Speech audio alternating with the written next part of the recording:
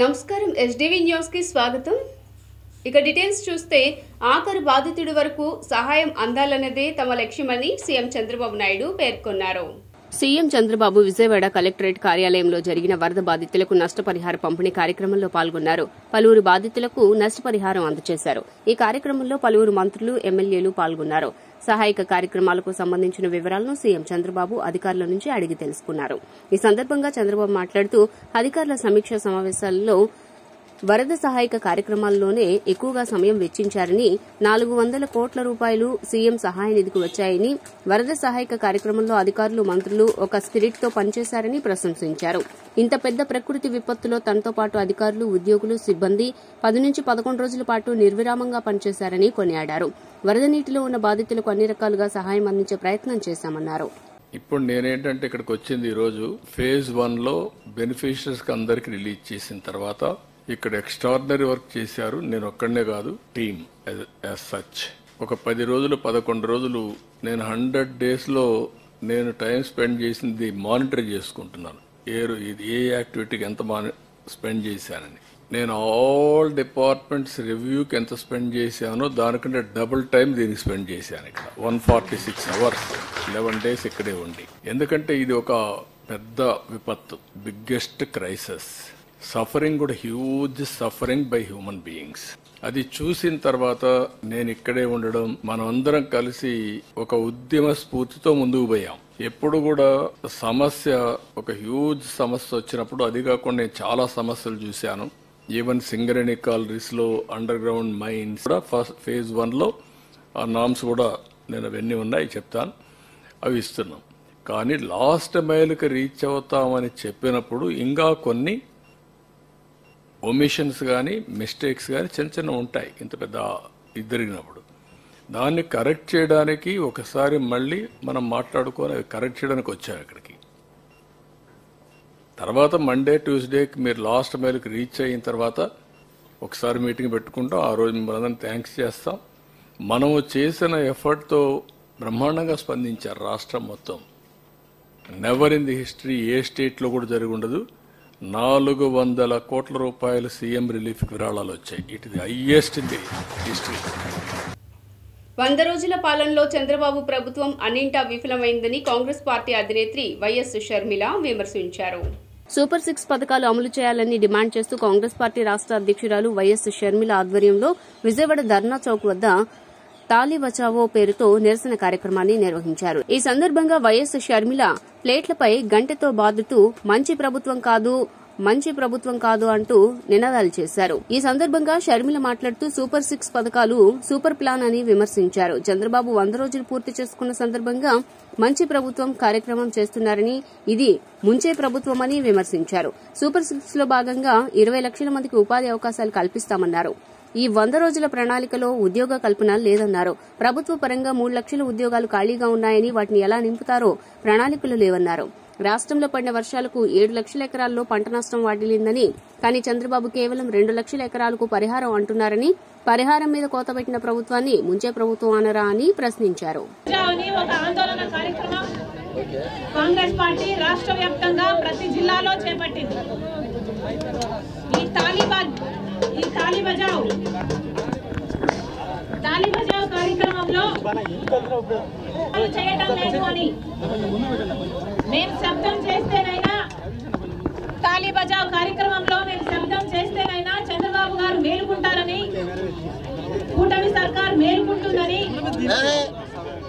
ఈరోజు తాలి బజావ్ కార్యక్రమాన్ని కాంగ్రెస్ పార్టీ ప్రతి జిల్లాలో చేపట్టింది. ఈరోజు చంద్రబాబు గారు మొన్న 100 రోజులు పూర్తి చేసుకున్న సందర్భంగా, ఇది మంచి ప్రభుత్వం గారు 100 రోజులు పూర్తి చేసుకున్న సందర్భంగా ఇది మంచి ప్రభుత్వము అని చెప్పి కూటమి సర్కార్ ప్రతి ఊర్లోనూ ప్రచారం చేసుకుంటున్నారు.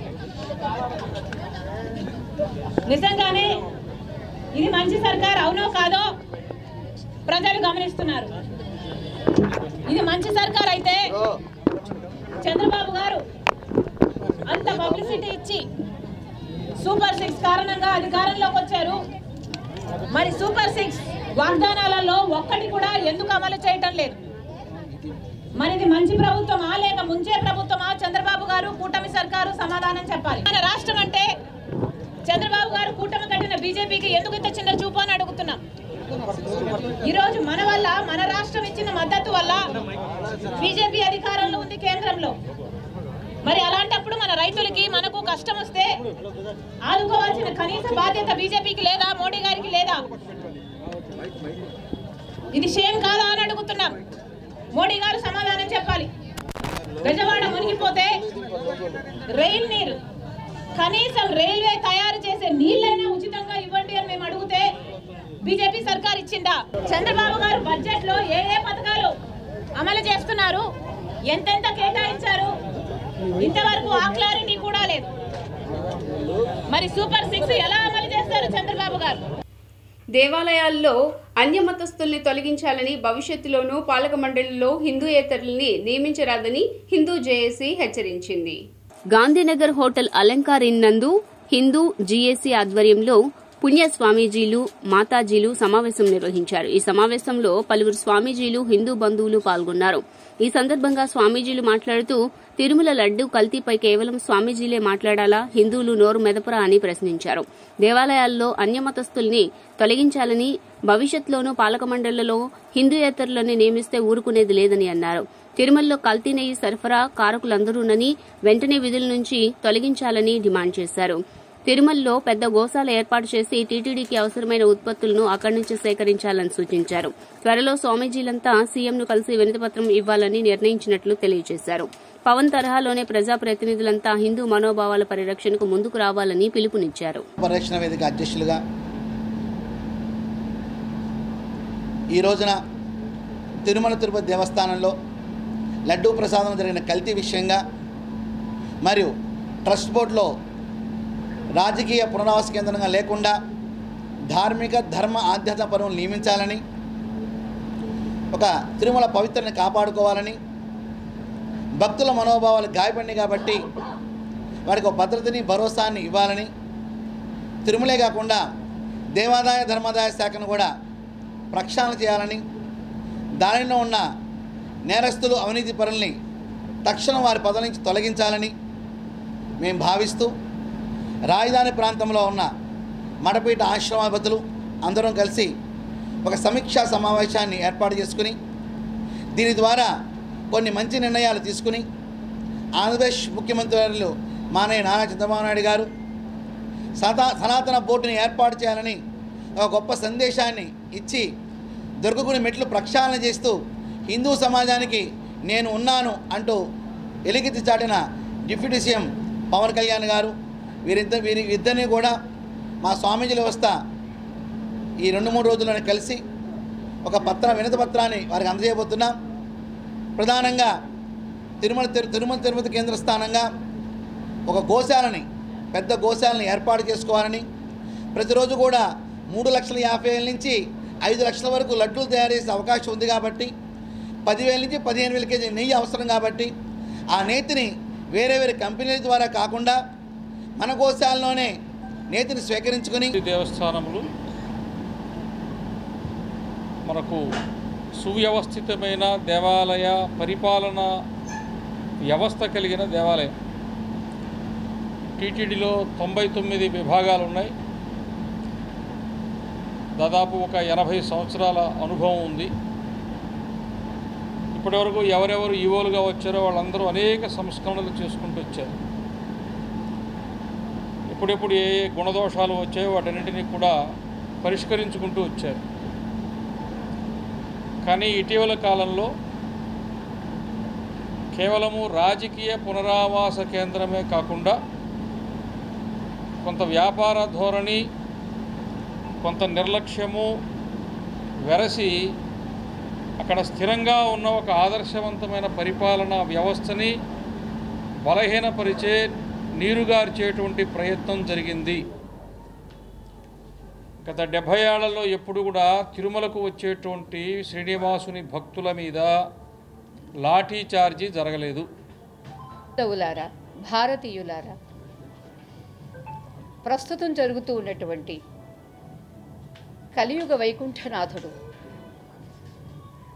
తిరుమల తిరుపతి శ్రీ వెంకటేశ్వర స్వామికి ఎంతో పరమ పవిత్రంగా భక్తితో ఒక నియతితో ఒక నిబద్ధతతో సమర్పించాల్సినటువంటి లడ్డు తదితర పదార్థాల్లో కల్తీ జరిగింది అనేటటువంటిది అందరినీ చాలా చాలా ఊపేస్తూ ఉంది.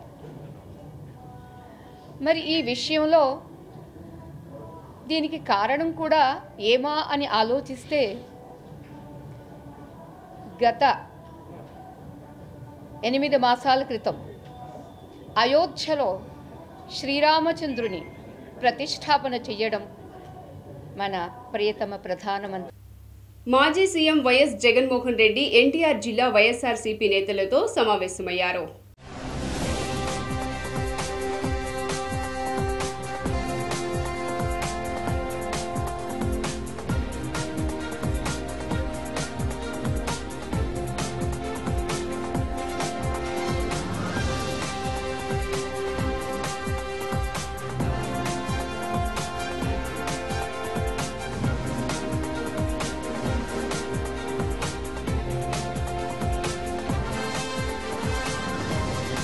చిలకలూరుపేట బస్సు దగ్ధం కేసులో నిందితులైన విజయవర్ధన్ రావు, సాతులూరి చలపతిరావును విడుదల చేయాలని పౌర హక్కుల సంఘాల నేతలు కోరారు. నిందితులు కావాలనే బస్సును దగ్ధం చేయలేదని అనుకోకుండా ఘటన జరిగిందన్నారు. విజయవాడ ప్రెస్ క్లబ్ లో జరిగిన రౌండ్ టేబుల్ సమావేశంలో వారు మాట్లాడుతూ ఇలాంటి ఘటనే జూబ్లీహిల్స్ లో బాంబు దాడి అని, ఆ ఘటనలో నిందితులు శిక్ష నుండి బయటపడ్డారని, కానీ చిలకలూరుపేట బస్సు దగ్ధం కేసు నిందితులు 32 ఏళ్లుగా జైల్లోనే మగ్గుతున్నారని అన్నారు. నిందితులు ఎస్సీలు కాబట్టే నిందితులు ఇంకా జైల్లోనే ఉన్నారన్నారు. ఇన్నాళ్లుగా జైల్లో సద్బుద్దితో ఉంటున్నారని, అనారోగ్య సమస్యలు వెంటాడుతున్నందున తమ శిక్షాకాలం తగ్గించి విడుదల చేయాలని కోరారని తెలిపారు. ప్రభుత్వం ఈ అంశంపై స్పందించి నిందితులకు క్షమాభిక్ష ప్రకటించేలా జీవో విడుదల చేయాలన్నారు. నేను జర్నలిస్ట్ని. ఈ సమావేశం ఆర్గనైజ్ చేసింది కూడా నేనే. అయితే విషయం ఏంటంటే దాదాపు 30 సంవత్సరాల క్రితం 31 సంవత్సరం దాటుతోంది. 93వ సంవత్సరంలో చిలకలూరుపేటలో బస్సు దహనం జరిగింది. అది ఆ సంఘటనకి పాల్పడినటువంటి చలపతి విజయవర్ధన్ రావులకి కోర్టు ఉరిశిక్ష వేసింది. ఆ ఉరిశిక్ష రద్దు కోసం పెద్ద ఉద్యమం జరిగింది ఆ రోజుల్లో. ఆ ఉద్యమ ఫలితంగానే అప్పటి రాష్ట్రపతి కేఆర్ నారాయణన్ గారు కన్సిడర్ చేశారు. అంటే రచయిత్రి మహాశ్వేతాదేవి గారు రికమెండ్ చేశారు. ఆ తర్వాత కేఆర్ నారాయణన్ గారు ఈ ఉరిని జీవిత ఖైదుగా మార్చారు. అంటే వాళ్ళకి మెర్సీ ప్రసాదించి అలా వీళ్ళు జీవిత ఖైదులుగా మారారు. మారిన తర్వాత అలా జైల్లో ఉండిపోయారు. అప్పటి నుంచి వీళ్ళు ఇంకా జైల్లోనే ఉన్నారా, విడుదలైపోయారేమో అనుకుంటున్నారు చాలామంది. కానీ విడుదల కాలేదు. ఇప్పటికీ జైల్లోనే ఉన్నారు వాళ్ళు. 31 సంవత్సరాలు అయింది. పెరోల్ లేదు వాళ్ళకి. అందులో ఒక అతనికి కుటుంబం ఉంది, అతనికి భార్య పిల్లలు ఉన్నారు, ఒక కూతురు ఉంది. అయితే పెరోలు కూడా ఇవ్వకుండా ఇలా నిర్బంధంలో. నా పేరు ఆంజనేయులు, పౌర హక్కుల సంఘం రాష్ట్ర సహాయ కార్యదర్శి. మొత్తం భరద్వాజ గారు మొత్తం విషయం అంతా వివరించారు. ముఖ్యంగా వీళ్ళిద్దరూ ఏదైతే చేశారో దాదాపు 32 ఏళ్ళు వాళ్ళ జీవితం అనుభవించారు. కాబట్టి ప్రభుత్వం ఇప్పటికే అంటే ఇందాక చెప్పినట్టుగా వాళ్ళు కేవలం దళితులు అయిన కారణంగానే ఈ విధంగా ఇంతకాలం జైల్లో మగ్గిపోయి ఉన్నారు. నేరం చేయలేదని ఎవరు అనలా. కానీ అదే వాళ్ళు కూడా ఒక బలమైన సామాజిక వర్గానికి చెందిన వారైతే ఆయా ప్రభుత్వాలు జీవోలు అయితే తెచ్చుకొని వాళ్ళని రిలీజ్ చేయించుకునేవి. కాబట్టి ఇప్పటికైనా 32 ఏళ్ళు ఉన్నారు. పరివర్తన కారణంగా అంటే జైలు జీవితం అనేది సంస్కరణకు సంబంధించి కాబట్టి 32 వాళ్ళ జీవితం వాళ్ళు ఆల్రెడీ వాళ్ళు చేసిన నేరానికి ఇప్పటికే వాళ్ళు ఆ శిక్ష అనుభవించారు, పరివర్తనతో ఉన్నారు. కాబట్టి ప్రభుత్వం కలవ చేసుకొని వాళ్ళని వెంటనే విడుదల చేయాలని పౌర హక్కుల సంఘం. విశాఖపట్నంలో అంతర్జాతీయ డేటా సెంటర్ను ఏర్పాటు చేయనున్నట్లు మంత్రి లోకేష్ తెలిపారు. విశాఖను ప్రపంచంలోనే నెంబర్ 1 ఐటీ హబ్ గా మారుస్తామన్నారు. భోగాపురం ఎయిర్పోర్ట్ వస్తే ఉత్తరాంధ్ర విప్లవాత్మకంగా అభివృద్ది చెందుతుందన్నారు. విశాఖలో డెడికేటెడ్ ఫ్లైట్ కారిడార్ రాబోతోందని, ప్రస్తుతం దేశంలో 9వ అతిపెద్ద ఎకనామిక్ సిటీగా ఉన్న వైజాగ్ ను 5వ ప్లేస్ కు తీసుకువస్తామని మంత్రి నారా లోకేష్ తెలిపారు. Saying that Visakhapatnam is going to be our economic capital, we are working on a project to create $1 trillion economy in one greater Visakhapatnam region. As a state, as a government, as our leader is very committed to Visakhapatnam and its growth plan. You will see a lot of money coming into the infrastructure here. I empathize with the entire freight corridor that we need to build, because I did a Padayatra, I walked through Visakhapatnam and I still remember this was the only city where my collar got black at the end of the day, and I remember thinking to Bharat about this very closely. So we need a dedicated freight corridor, and that's something that we're committed to and working on here in Visakhapatnam. Jaganmohan రెడ్డిని ప్రజలు చీకొడుతున్నారని MLA Gadde Rammohan అన్నారు. పచ్చి అబద్దాలు మాట్లాడుతూ ప్రజలను మభ్యపెట్టాలని చూస్తున్న YS Jaganmohan రెడ్డిని రాష్ట్ర ప్రజలు చీకొడుతున్నారని తూర్పు నియోజకవర్గ ఎమ్మెల్యే గద్దె రామ్మోహన్ అన్నారు. తిరుమల లడ్డూని కల్తీ చేయటం, వరద నీటిలోకి బోట్లు పంపే ప్రకాశం బ్యారేజ్ను నష్టం చేయాలని చూడటం వంటి చర్యలతో జగన్ను ప్రజలు అసహ్యించుకుంటున్నారన్నారు.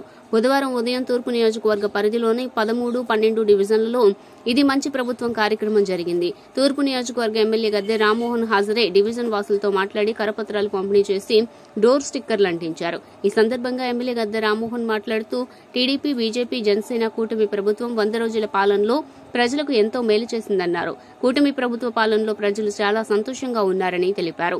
ల్యాండ్ టైటిలింగ్ యాక్ట్ రద్దు, చెత్త పన్ను రద్దుతో, అన్నా క్యాంటీన్ల ఏర్పాటుతో పేద ప్రజలకు కేవలం 5 రూపాయలకే ఉదయం టిఫిన్, భోజనం అందుతున్నాయని, అంటే నెలకు కేవలం 450 రూపాయలతో పేద ప్రజల ఆకలిని తమ ప్రభుత్వం తీరుస్తుందని తెలిపారు. మంచి ప్రభుత్వం అనే కార్యక్రమం 100 రోజుల్లో సాధించిన విజయాలు.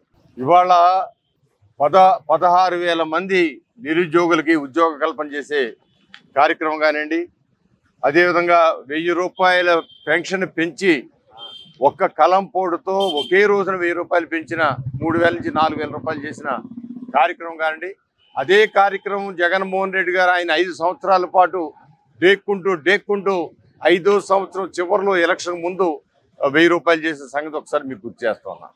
దానితో పాటు ఈ విధంగా ప్రతి నెల 1వ తారీఖున జీతాలు ఇచ్చేది, ప్రతి నెల 1వ తారీఖునే పెన్షన్లు ఇచ్చే కార్యక్రమం, 5 రూపాయలకి అన్నా క్యాంటీన్లు, అదేవిధంగా ల్యాండ్ టైటిలింగ్ యాక్ట్ రద్దు, మరి ఈ విధంగా అనేకమైన కార్యక్రమాలు ఆయన చేశారు.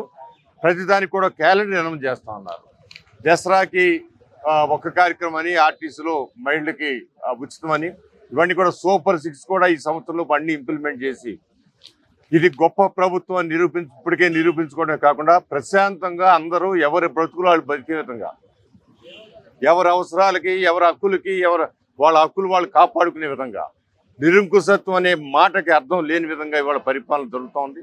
ప్రజాస్వామ్యబద్ధంగా ప్రతి ఒక్కరు కూడా ఎవరి దగ్గరికైనా వెళ్ళి మేము ప్రశ్నించవచ్చు, మేము అడగవచ్చు అనే అవకాశం, హక్కును కల్పించిన ప్రభుత్వం నారా చంద్రబాబు నాయుడు గారు, పవన్ కళ్యాణ్ గారుల కూటమి ప్రభుత్వం అని మేము గర్వంగా చెప్తాం. మాజీ మంత్రి వైఎస్ఆర్సీపీ ఎమ్మెల్సీ బొత్స సత్యనారాయణ సోదరుడు లక్ష్మణరావు జనసేనలో చేరనున్నారు. వచ్చే నెల 3న డిప్యూటీ సీఎం పవన్ కళ్యాణ్ సమక్షంలో ఆయన జనసేన కండువా కప్పుకుంటారు. ఇప్పటికే నెల్లిమర్ల జనసేన ఎమ్మెల్యే లోకం నాగమాధవితో ఆయన భేటీ అయ్యారు. పార్టీలో చేరికపై వీరిద్దరూ చర్చించుకున్నారు. లక్ష్మణరావుతో పాటు పలువురు సర్పంచులు, ఎంపీటీసీలు కూడా జనసేనలో చేరారు.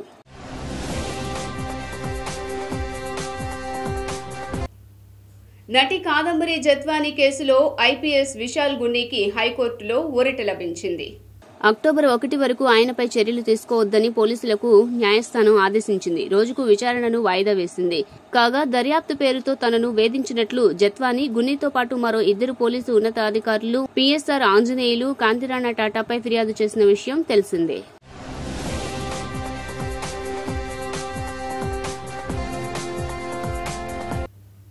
మాజీ సీఎం వైఎస్ జగన్మోహన్ రెడ్డి కృష్ణా జిల్లా వైఎస్ఆర్సీపీ నేతలతో సమావేశమయ్యారు.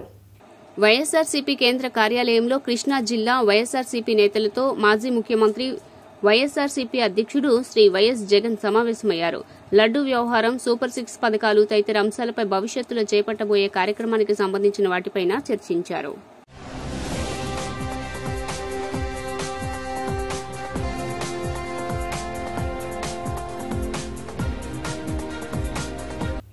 బీజేపీ రాష్ట్ర కార్యాలయంలో పండిట్ దీన్ దయాల్ జీ జయంతి కార్యక్రమాన్ని నిర్వహించారు. ఈ సందర్భంగా బీజేపీ రాష్ట్ర అధ్యక్షురాలు దగ్గుబాటి పురేంద్రేశ్వరి మాట్లాడుతూ పండిట్ దీన్ దయాళ్ ఉపాధ్యాయజీ ఏకాత్మత మానవతావాదాన్ని ప్రతిపాదించిన మహనీయుడు దీన్ దయాళ్ ఉపాధ్యాయ దేశ సంస్కృతి ఆధారంగా పాలనా విధానాలను ఆయన ప్రతిపాదించారు. దీన్ దయాళ్ ఉపాధ్యాయజీ భావజాలాన్ని బీజేపీ పుణికిపుచ్చుకుందని, అందువల్ల అత్యోదయ సిద్ధాంతం ఆధారంగా సంక్షేమం, అభివృద్ది పథకాలను అమలు చేస్తున్నారన్నారు.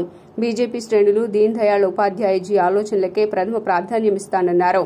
ఈ రోజు రికార్డు స్థాయిలో సభ్యత్వ నమోదు నిర్వహించాలని పురేంద్రేశ్వరి పిలుపునిచ్చారు. కార్యకర్తలందరికీ కూడా దీన్ దయాళ్ ఉపాధ్యాయ జయంతి సందర్భంగా ప్రతి ఒక్కరికి నా శుభాకాంక్షలు నేను తెలియజేస్తున్నాను. కేవలం వారి చిత్రపటానికి మనం పుష్పాంజలి ఘటించడం మాత్రమే కాకుండా వారు ఏ సిద్ధాంతానికి వారు ప్రారంభించారో ఆ సిద్ధాంతానికి అంకితం అవ్వాల్సినటువంటి బాధ్యత మనందరికీ ఉంది. వారు మనకు అందించినటువంటి సిద్ధాంతం ఏకాత్మ మానవవాదం. అంటే మన భారతదేశ సంస్కృతి మీద ఆధారపడి మన విధానాలు ఉండాలి అనేటువంటి ఆలోచనతోటి వారు ఈ సిద్ధాంతాన్ని ప్రవేశపెట్టడం జరిగింది. దాని నుండి స్ఫూర్తి చెందే భారతీయ జనతా పార్టీ అంత్యోదయ అనేటువంటి మూల సిద్ధాంతంతో ముందుకు రావడం జరిగింది. దాని యొక్క అర్థం ఏంటంటే సమాజంలో ఉన్న వారందరికీ కూడా కుల మత వర్ణ వర్గాలకు అతీతంగా ఎటువంటి భేదభావం లేకుండా అందరికీ సంక్షేమాన్ని అందిస్తూ భారతదేశ ప్రగతిని సాధించాలని నరేంద్ర మోడీ గారు ప్రధాని అయిన నాటి నుండి తిరుపతి లడ్డూ తయారీకి వాడే నేతిలో జంతువుల కొవ్వు కలిపారనే అంశంపై రాష్ట్ర రాజకీయాలు వేడెక్కాయని సిపిఐ రాష్ట్ర సహాయ కార్యదర్శి ముప్పాళ్ల నాగేశ్వరరావు అన్నారు. లడ్డూ కల్తీ అంశాన్ని నిగ్గు తేల్చాల్సిన బాధ్యత సిట్ అధికారులపై ఉందని, మత విశ్వాసాలతో ఆటలు ఆడుకోవడం రాష్ట్రానికి ప్రమాదకరమని హెచ్చరించారు. సర్వశ్రేష్ఠ త్రిపాఠి లాంటి విలువలు గల సీనియర్ ఐపీఎస్ అధికారి నేతృత్వాన సెట్ వేయటం సమంజసంగా ఉందన్నారు. రాజకీయాల్లో కుల ప్రభావం పెరిగి కొంత నష్టానికి దారితీయగా మత ప్రస్తావాలు కూడా పెరిగితే రాష్ట్ర ప్రగతికి ప్రమాదకరంగాక ప్రజల ఐకమత్యతకు రాష్ట్ర ప్రగతికి హాని జరుగుతుందని పేర్కొన్నారు. గత వారం రోజులుగా తిరుపతి పవిత్రమైన లడ్డులో దానికి వాడే నేతిలో జంతువుల కొవ్వు పదార్థం కలిసిందనే చర్చ రాష్ట్ర రాజకీయాల్ని మరోసారి వేడెక్కించింది. కానీ ఈ వేడి అందులో ఉన్న వాస్తవికతను భక్త కోటికే కాకుండా మొత్తం రాష్ట్ర ప్రజలకి దేశ ప్రజలకి తేటతెల్లం చేసే విధంగా ఉండాలి తప్ప రాష్ట్రంలో కలుషితం, రాజకీయ కలుషితాన్ని పెంచడానికి దారితీయకూడదు. మత విశ్వాసాలతో ఆటలాడుకునే పరిస్థితికి పోకూడదు. అది రాజకీయ పార్టీలైనా, ప్రజా సంఘాలైనా, ధార్మిక సంస్థలైనా నిగ్గుదేల్చే వైపు ప్రయత్నం ఉండాలి తప్ప నిందారోపణలతోటి రెచ్చగొట్టుకునేటువంటి విధంగా మత విభజనకి దోహదపడే విధంగా ఎవరు కూడా పాల్పడకూడదని చెప్పి గతంలోనే తిరుపతిని కేంద్ర ప్రభుత్వం హ్యాండ్ ఓవర్ చేసుకోవాలని, తమ స్వాధీనంలో తెచ్చుకోవాలనే ఒక కుటిల ప్రయత్నం కొన్నిసార్లు మనము పత్రికల్లో విన్నాము, చూసాము. రాష్ట్రంలో శాంతి భద్రతల నిర్వహణలో ప్రభుత్వం విఫలమైందని కొడాలి నాని దుయ్యబట్టారు. చంద్రబాబు అసలు వెంకటేశ్వర స్వామి భక్తుడే కాదని ఆరోపించారు. టీడీపీ నాయకులు బరితెగించి వైసీపీ కార్యకర్తలపై దాడి చేస్తున్నారని తనదైన శైలిలో మండిపడ్డారు. ఆలయ ప్రతిష్టనే, వెంకటేశ్వర స్వామి విశిష్టతనే దెబ్బతీసినటువంటి ఈ చంద్రబాబు నాయుడు గారికి బుద్ధి రావాలని చెప్పి, దీనిలో ఎటువంటి తప్పు జరగలేదన్నది ప్రజలకి తెలవాలని చెప్పి 1కి 10 సార్లు చెప్తున్నాం. ఎందుకంటే ఆ ప్రసాదం సేవించినటువంటి ఏ భక్తుడు కూడా కల్తీ ప్రసాదాన్ని తీసుకోవాలా, అక్కడ రిజెక్ట్ అవుతుంది. మొన్న వచ్చినటువంటి వెహికల్ కూడా, ఆయన ముఖ్యమంత్రిగా ఉండగా వచ్చినటువంటి వెహికల్ కూడా రిజెక్ట్ అయ్యి వెనక్కి వెళ్ళింది, అది వాడల. అటువంటి పొరపాటు తిరుమల తిరుపతి దేవస్థానంలో జరగడానికి అవకాశం ఉంటుందో, అక్కడ ఉన్నటువంటి బోర్డు కానీ, అక్కడ ఉన్నటువంటి ల్యాబులు కానీ, అక్కడ ఉన్నటువంటి ఉద్యోగులు కానీ. ఎస్డీవీ న్యూస్ ఇంతటితో సమాప్తం. తిరిగి వార్తల్లో మళ్ళీ కలుద్దాం. అంతవరకు సెలవు. నమస్కారం.